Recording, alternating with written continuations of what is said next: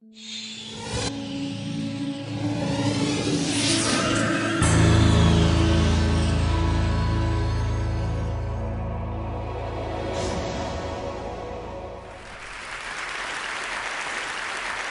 are now going through an amazing and unprecedented moment where the power dynamics between men and women are shifting very rapidly. And in many of the places where it counts the most, women are, in fact, taking control of everything. In my mother's day, she didn't go to college, not a lot of women did. And now, for every 2 men who get a college degree, 3 women will do the same. Women, for the first time this year, became the majority of the American workforce. And they're starting to dominate lots of professions: doctors, lawyers, bankers, accountants. Over 50% of managers are women these days. And in the 15 professions projected to grow the most in the next decade, all but 2 of them are dominated by women. So the global economy is becoming a place where women are more successful than men, believe it or not. And this economic changes are starting to rapidly affect our culture, what our romantic comedies look like, what our marriages look like, what our dating lives look like, and our new set of superheroes.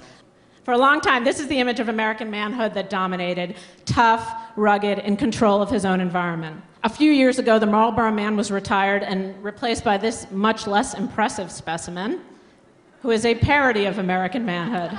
And that's what we have in our commercials today. The phrase "firstborn son" is so deeply ingrained in our consciousness that this statistic alone shocked me. In American fertility clinics, 75% of couples are requesting girls and not boys. And in places where you wouldn't think, such as South Korea, India, and China, the very strict patriarchal societies are starting to break down a little, and families are no longer strongly preferring firstborn sons. If you think about this, if you just open your eyes to this possibility and start to connect the dots, you can see the evidence everywhere. You can see it in college graduation patterns, in job projections, in our marriage statistics. You can see it in the Icelandic elections, which you'll hear about later. And you can see it in South Korean surveys on son preference. That something amazing and unprecedented is happening with women. Certainly, this is not the first time that we've had great progress with women. The 20s and the 60s also come to mind. But the difference is that back then, it was driven by a very passionate feminist movement that was trying to project its own desires. Whereas this time, it's not about passion and it's not about any kind of movement. This is really just about the facts of this economic moment that we live in. The 200,000-year period in which men have been top dog is truly coming to an end, believe it or not. And that's why I talk about the end of men. Now, all you men out there, this is not the moment where you tune out or throw some tomatoes, because the point is that this is happening to all of us. I myself have a husband and a father and 2 sons whom I dearly love. And this is why I like to talk about this, because if we don't acknowledge it, then the transition will be pretty painful. But if we do take account of it, then I think it will go much more smoothly. I first started thinking about this about a year and a half ago. I was reading headlines about the recession just like anyone else, and I started to notice a distinct pattern, that the recession was affecting men much more deeply than it was affecting women. And I remembered back to about 10 years ago when I read a book by Susan Faludi called Stiffed, The Betrayal of the American Man, in which she described how hard the recession had hit men. And I started to think about whether it had gotten worse this time around in this recession. And what I realized that 2 things were different this time around. The first was that these were no longer just temporary hits that the recession was giving men, that this was reflecting a deeper underlying shift in our global economy. And second, that the story was no longer just about the crisis of men, but it was also about what was happening to women. And now look at this second set of slides. These are headlines about what's been going on with women in the next few years. These are things we never could have imagined a few years ago. Women a majority of the workplace. In labor statistics, women take up most managerial jobs. This second set of headlines, you can see that families and marriages are starting to shift. And look at that last headline, young women earning more than young men. That particular headline comes to me from a market research firm. They were basically asked by one of their clients who was going to buy houses in that neighborhood in the future. And they expected that it would be young families or young men, just like it had always been. But in fact, they found something very surprising. It was young single women who were the major purchaser of houses in the neighborhood. And so they decided, because they were intrigued by this finding, to do a nationwide survey. So they spread out all the census data, and what they found, the guy described to me as a shocker, which is that in 1,997 out of 2,000 communities, young women were making more money than young men. So here you have a generation of young women who grow up thinking of themselves as being more powerful earners than the young men around them. Now, I've just laid out the picture for you, but I still haven't explained to you why this is happening. And in a moment, I'm going to show you a graph. And what you'll see on this graph, it begins in 1973, just before women start flooding the workforce, and it brings us up to our current day. And basically what you'll see is that what economists talk about as the polarization of the economy. Now, what does that mean? It means that the economy is dividing into high-skill, high-wage jobs and low-skill, low-wage jobs, and that the middle-skill jobs and the middle-earning jobs are starting to drop out of the economy. This has been going on for 40 years now, but this process is affecting men very differently than it's affecting women. You'll see the women in red and you'll see the men in blue. You'll watch them both drop out of the middle class, but see what happens to women and see what happens to men. Oh, there we go. So watch that. You see them both drop out of the middle class. Watch what happens to the women. Watch what happens to the men. The men sort of stagnate there while the women zoom up in those high-skill jobs. So what's that about?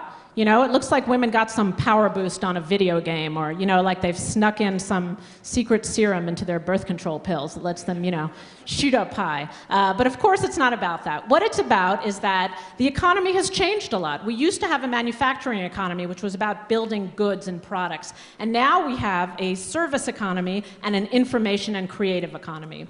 Those two economies require very different skills, and as it happens, women have been much better at acquiring the new set of skills than men have been.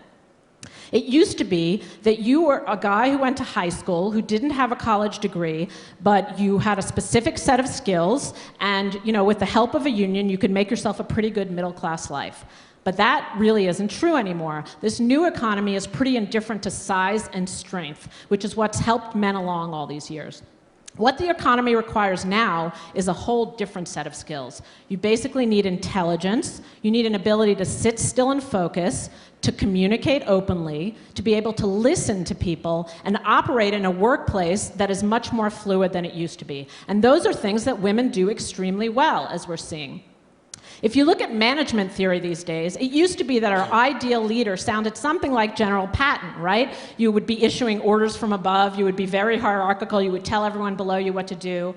But that's not what an ideal leader is like now. If you read management books now, a leader is somebody who can foster creativity, who can get the employees, see, I still say his, who can get the employees to talk to each other, who can basically build teams and get them to be creative. And those are all things that women do very well. And then on top of that, that's created kind of a cascading effect. Women enter the workplace at the top, and then at the working class, all the new jobs that are created are the kinds of jobs that wives used to do for free at home. So that's childcare, elder care, and food preparation. So those are all the jobs that are growing, and those are jobs that women tend to do. Now, one day it might be that, you know, mothers will hire an out-of-work, you know, middle-aged former steelworker guy to watch their children at home, and that would be good for the men, but that hasn't quite happened yet. To see what's going to happen, you can't just look at the workforce that is now. You have to look at our future workforce. And here the story is fairly simple. Women are getting college degrees at a faster rate than men.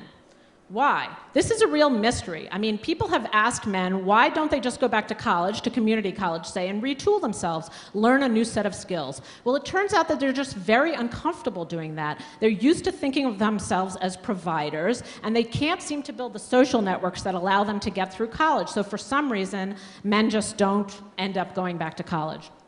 And what's even more disturbing is what's happening with younger boys. There's been about a decade of research about what people are calling the boy crisis. Now, the boy crisis is this idea that very young boys, for whatever reason, are doing worse in school than very young girls.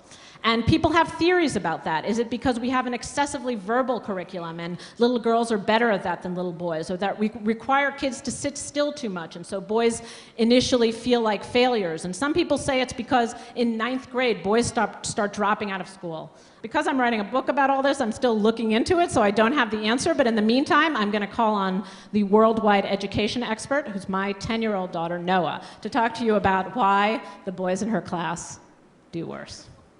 The girls are obviously smarter. I mean, they have much larger vocabulary. They learn much faster. They are more controlled. On the board today for losing recess tomorrow, only boys. And why is that? Showing they were just not listening to the class while the girls sat there very nicely. So there you go. This whole thesis really came home to me when I went to visit a college in Kansas City. Working class college. Certainly when I was in college, I had certain expectations about my life, that my husband and I would both work and that we would equally raise the children. But these college girls had a completely different view of their future.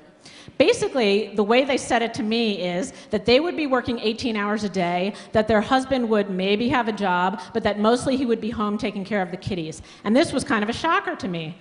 And then here's my favorite quote from one of the girls. Men are the new ball and chain.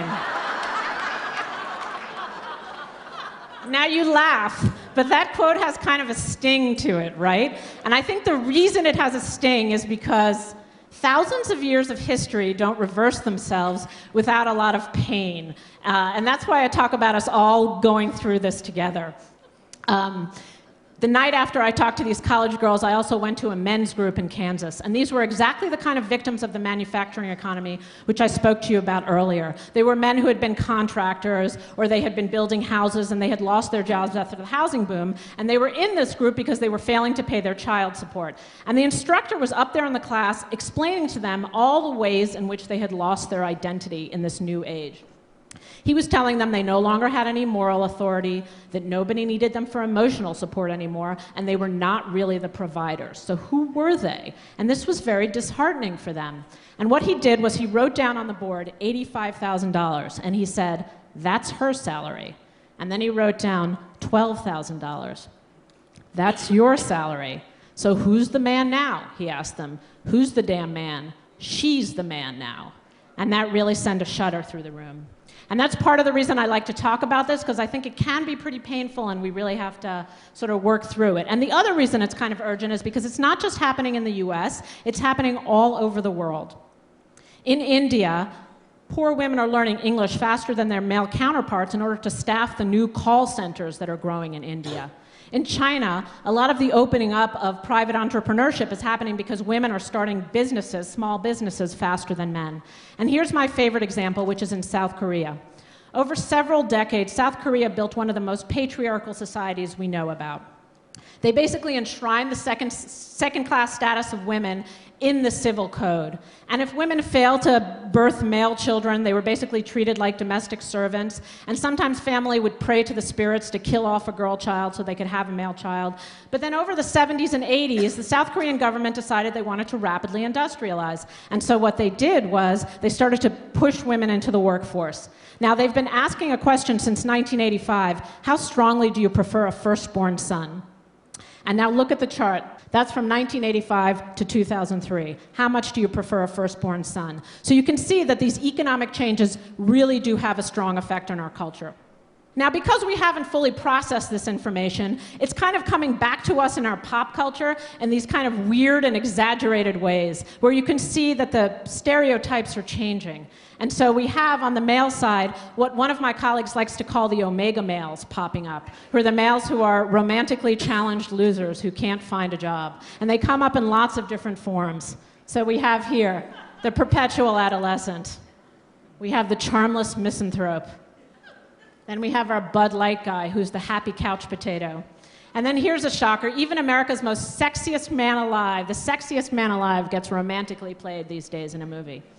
And then on the female side, you have kind of the opposite, which you have these kind of crazy superhero women. You know, you've got Lady Gaga. You've got our new James Bond, who's Angelina Jolie. And it's not just for the young, right? Even Helen Mirren can hold a gun these days. And so it feels like we have to move from this place where we've got these kind of uber-exaggerated images into something that feels a little more normal. So for a long time in the economic sphere, we've lived with the term glass ceiling. Now, I've never really liked this term. For one thing, it puts men and women in a really antagonistic relationship with one another, because the men are these kind of devious tricksters up there who've put up this glass ceiling, and we're always below the glass ceiling, the women. And, you know, it's like we have a lot of skills and experience, but it's a trick, so how are you supposed to prepare to get through that glass ceiling?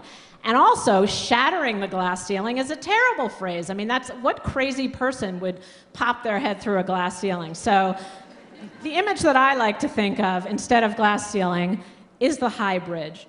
It's definitely terrifying to stand at the foot of a high bridge, but it's also pretty exhilarating because it's beautiful up there, and you know, you're looking out on a beautiful view.